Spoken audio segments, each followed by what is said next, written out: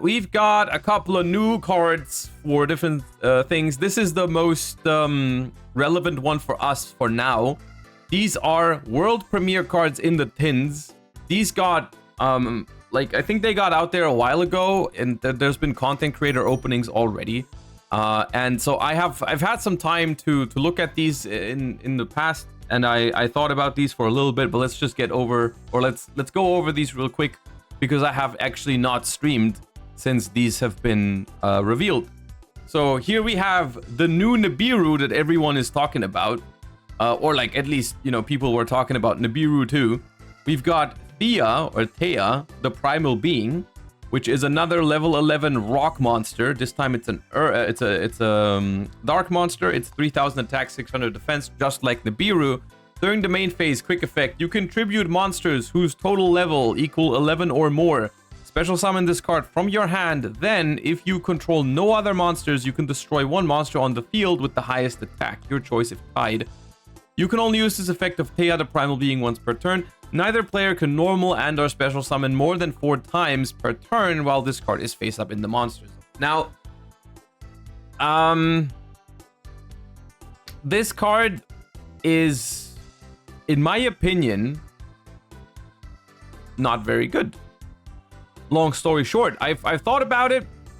I thought about it long and hard, and it's not great, I think. Simply because, like, I don't really know what you're supposed to do with this card. I guess what you're supposed to do with this card, and this is where you're gonna understand why I feel like it's not as competitively viable. But what you're supposed to do with this card is, when you're going second, you Nibiru your opponent, and after you Nibiru your opponent, you can then, if they keep playing, you can tribute the Nibiru that you have, which is 11 or more, to special summon this, and then you can also pop the highest attack monster on the board, which most likely is going to be the Nibiru token. Which basically, what I just said is TLDR, if you pair this card with Nibiru, it's alright. Which basically is every other hand trap in the universe of Yu-Gi-Oh! Right? Like, you can just pair Nibiru with an effect veiler, and it's probably better. You can pair Nibiru with Imperm, it's probably better. Yada yada. You know what I mean, right? Nibiru, like, basically the problem of this card is it's only useful as a hand trap when you've already resolved Nibiru, which is like the worst possible, like, situation to be in, because, like, when I'm resolving Nibiru, I'm already happy, right? I'm never playing a card that's only good if I already resolved Nibiru on my opponent, right? Also, clearly, guys, you cannot tribute your opponent's monsters for this card. Every card that does not specifically state that you can tribute your opponent's cards does not allow you to tribute your opponent's card. Otherwise, this card would have been insane, obviously, right? If your opponent starts cooking and you contribute like 3 of their monsters, and then summon this, and it's basically like a it's not summon limit, because 4 is a lot more than 2, but, like, you know what I mean, right? Like, if you could, yeah. Why isn't it worth without Nib? What are you gonna tribute? How are you gonna get level 11 onto your field? You know? It's Yubel's end board piece? Bro, Yubel does not need this card. There is, like, so many things that Yubel can end on that are better than this card. Like, I understand you guys are saying, hey, I'm gonna be searching this with Gallant Granite, and then I'm gonna put, like, a summon limit onto my opponent.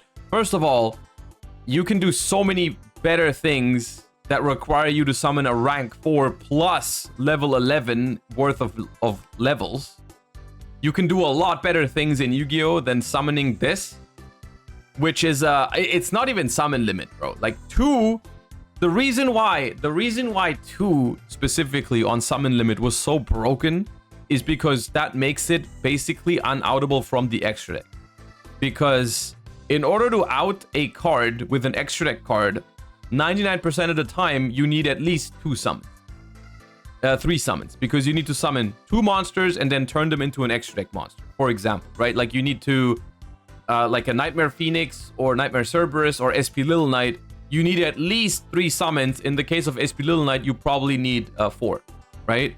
But this card can get outed by SP Little Knight in almost any deck, right? Because you can normal summon, special summon, link 1, that's 3 summons, and then SP, right? 4 summons is not even like half as broken as summon limit. So this card is not going to be worth the extra work you have to do to summon it ever, pretty much. So going first and as an endboard piece, I don't think this card is good at all. And as a hand trap, quote unquote, I have a hard time calling this a hand trap. This is such a situational hand trap. This card is only good if you can pair it with Nibiru, and you can also already resolve the Nibiru.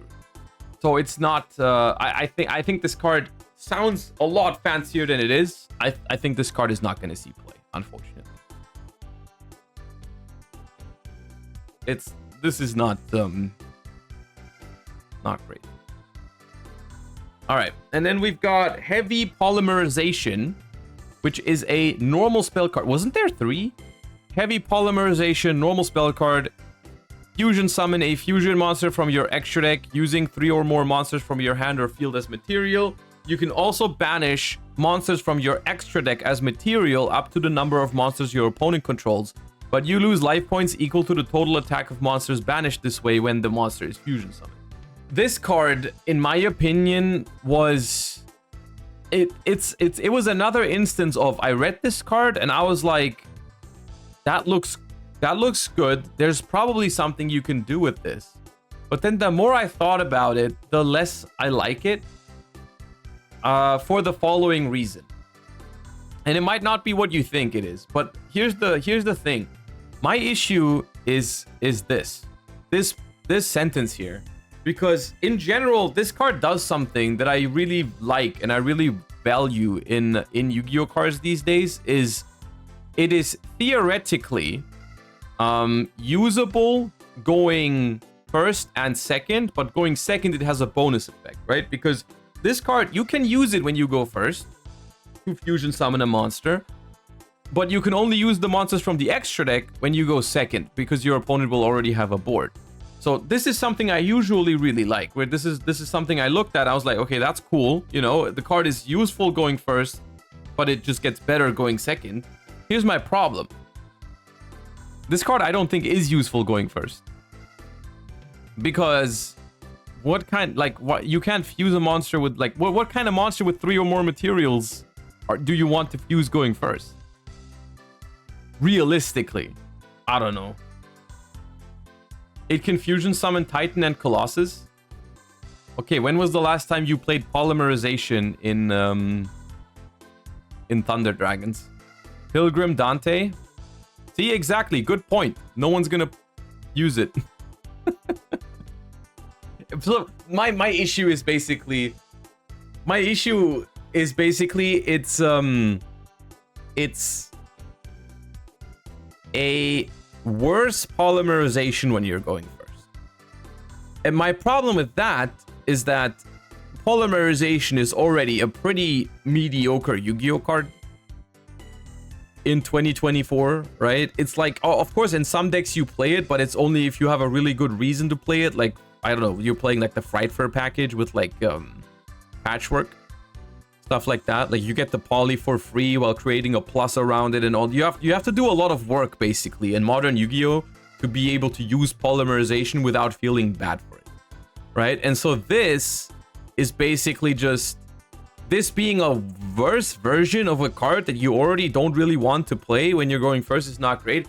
And on top of that, I don't even know if I can think of a really good use for going second, because like the best, in my opinion, the best fusion going second is probably Guardian Chimera, but that doesn't work with cards from the extra deck. So like, what's the what's really the thing? Plus, you probably will have to play some specific targets for this in your extra deck to even fuse with, so that you're not freaking like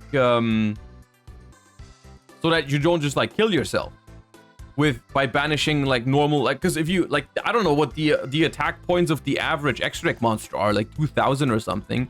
Like if you want to use 3 monsters from the extra deck, you're just like almost dead. So I don't know, like you might have to play like specific targets with 0 attack so that you can banish those. I don't know. There's a fusion monster that requires 1 synchro, 1 exceeds, 1 link. Yeah, you're talking about, I think, Coordius, right? Fusions that you can summon. Oh, okay. We've got Ancient Gear Megaton Golem with 3 howitzers. Chaos Ancient Gear Giant, 4,500. Coordius, the Triphasic Dealman. Barbaroid, the ultimate battle machine. Life points cost 0.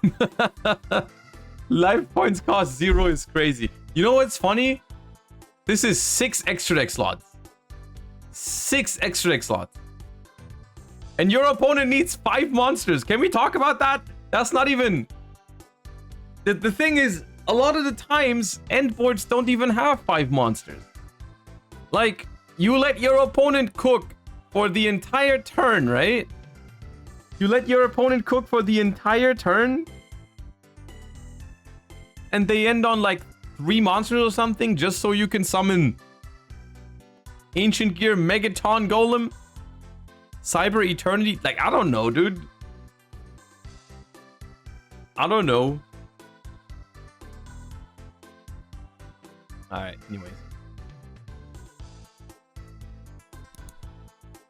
Alright, if the other one wasn't pulled, I don't want to get into that.